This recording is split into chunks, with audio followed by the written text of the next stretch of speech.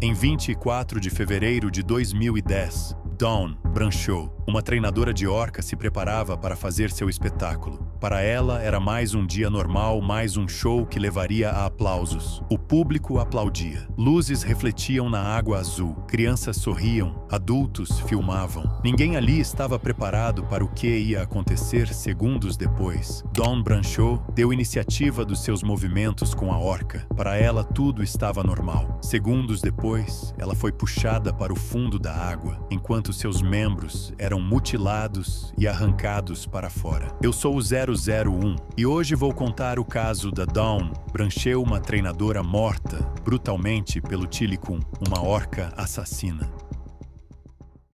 Para você entender essa história, a gente precisa voltar no tempo e saber quem era Dawn Brancheau. Antes de se tornar manchete, Dawn era apenas uma menina fascinada por animais marinhos. Durante uma viagem à Flórida, ainda jovem, ela decidiu seu futuro. Não queria apenas ver orcas, queria trabalhar com elas. Anos depois, conquistou o que poucos conseguem. Entrou para o SeaWorld e construiu uma carreira sólida ao longo de 15 anos. Dawn não era improvisada. Treinava o corpo como um atleta profissional. Corridas, musculação, ciclismo. Sabia que lidar com predadores gigantes exigia preparo físico e mental. Colegas afirmam que Dawn tratava as orcas com respeito e cuidado, evitando punições e buscando interação baseada em confiança. Com Tilikum, a orca mais conhecida do parque, ela mantinha uma relação próxima. Muitos diziam que ele respondia melhor à presença dela do que a de outros treinadores. Isso não significa que ela ignorasse o passado violento do animal, mas sim que acreditava ser possível trabalhar com ele de forma segura dentro dos protocolos estabelecidos. Ela era uma profissional apaixonada, experiente e consciente dos riscos. Carismática, disciplinada e respeitada, tornou-se o rosto dos shows mais lucrativos do parque. Mas havia algo que ela nunca ignorou. O perigo era real. E importante lembrar que antes de 2010 já existiam dezenas de registros de comportamentos agressivos entre orcas e treinadores, tanto no SeaWorld quanto em outros parques. Não eram acidentes isolados, e um nome aparecia repetidamente nesses relatos: Tilikum.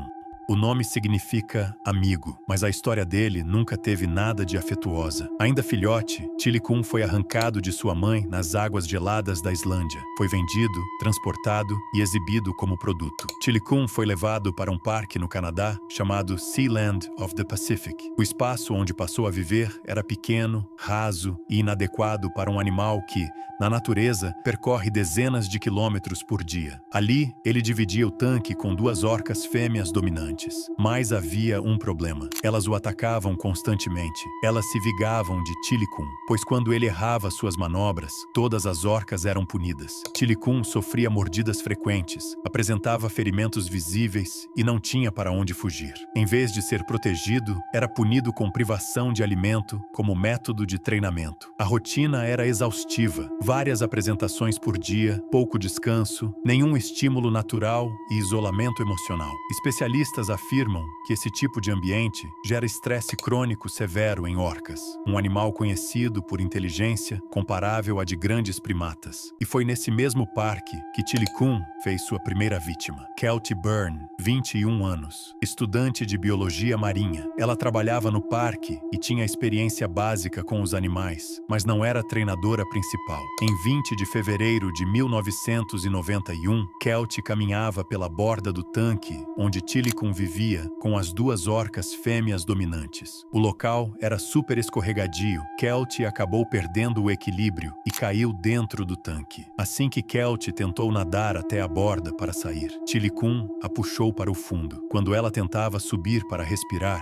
ela era arrastada novamente. Esse movimento aconteceu várias vezes. Testemunhas relataram algo ainda mais assustador. As duas orcas fêmeas cercavam Kelty, impedindo que outros funcionários se aproximassem para ajudá-la. Mas vamos concordar que ninguém ali era doido o suficiente para pular num tanque com 3 orcas estressadas. Após vários minutos, Kelty acabou morrendo. Sealand cobriu essa história dizendo que Kelty morreu afogada. E com seus ótimos advogados, as pessoas engoliram essa história. Depois desse ataque, você deve estar pensando que eles pararam por aí, mas não. As orcas acabaram sendo vendidas para outro parque, SeaWorld, e nesse mesmo parque rolou rolou diversos ataques de Chili Kun, não só ataques em treinadores, como também na morte de Daniel Patrick Dukes, 27 anos. Na noite de 6 de julho de 1999, Daniel conseguiu invadir o SeaWorld após o fechamento. Ele passou por cercas e sistemas de segurança e chegou até a área dos tanques. Em algum momento, entrou na água do tanque de Chili Kun, algo absolutamente proibido e extremamente perigoso. Não se sabe se ele pulou voluntariamente, se acabou escorregando no tanque ou se pretendia nadar com a orca. O fato é, ele estava sozinho dentro do tanque. E na manhã seguinte, funcionários fizeram uma descoberta chocante. O corpo de Daniel, já sem vida, estava sobre o dorso de Chili Kun, como se a orca o estivesse carregando. O corpo estava destroçado com marcas de mordidas e mutilações. SeaWorld tomou uma atitude e parou de treinar Chili Kun ou qualquer outra orca. Não, SeaWorld declarou que Daniel morreu por afogamento e que a orca não teria atacado de forma agressiva, mas interagido com o corpo após a morte. Após diversos ataques em treinadores e na morte de Daniel, nós chegamos no mais famoso e último ataque de Chili Kun. Em 24 de fevereiro de 2010, Dawn Brancheau, de 40 anos,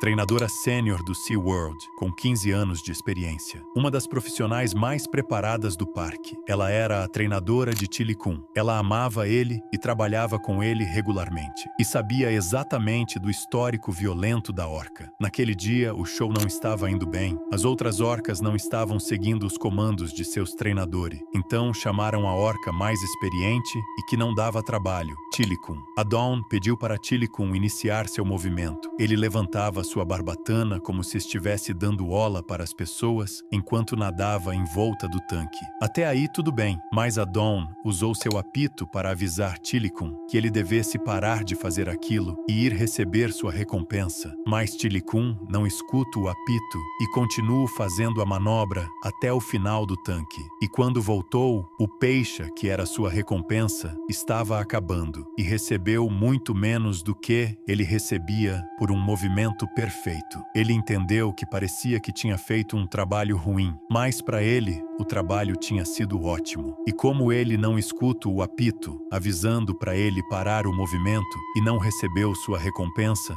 isso acabou pesando na consciência dele. Como os peixes tinham acabado, ele acabou fazendo todos os seus movimentos que eram pedidos sem receber nenhuma recompensa. E isso acabou deixando Chili Kun nervoso. Então, quando Dawn estava ajoelhada na borda do tanque, inclinada sobre a água, tocando a cabeça de Chili Kun, algo comum naquele tipo de apresentação, Chili Kun puxou Dawn violentamente para dentro da piscina. Ela desapareceu da superfície quase instantaneamente. Pelos relatos das pessoas, parece que primeiro Chili Kun arrancou uns dos braços de Dawn e depois ficou brincando com ela, arrastando ela pelos cabelos para o fundo enquanto ela tentava subir para a superfície. Chili Kun acabou arrancando seu couro cabeludo e não teve jeito. Dawn acabou morrendo ali, na frente de todo mundo que estava assistindo. O SeaWorld tentou cobrir a história toda, dizendo que era culpa da treinadora Dawn, que foi um descuido dela, mas tinha diversas pessoas assistindo o show e desmentiram tudo o que SeaWorld disse. Então, finalmente, a justiça disse que eles não podiam mais ter esses shows com tantos contatos físicos.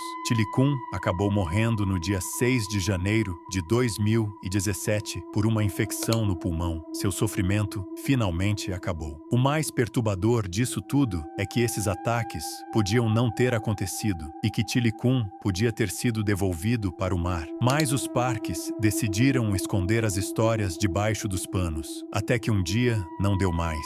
E tudo foi a público. E é importante dizer que a culpa não é do animal, e sim dos seres humanos que tiravam as orcas do seu habitat natural, tiravam elas de suas famílias e as deixavam isoladas num tanque pequeno demais para esse tipo de animal, e sem lembrar que os tratamentos com as orcas eram ruins. Isso tudo, e com os ataques que Chili Kun recebia de outras orcas, esses tipos de animais têm que ficar no mar aberto. Eles nadam milhares de quilômetros todos os dias. Não dá para colocar um animal desse num tanque. E sem contar que esses animais já são agressivos de sua própria natureza. Então eu não acho que a culpa seja do animal, e sim dos seres humanos que fazem isso com eles.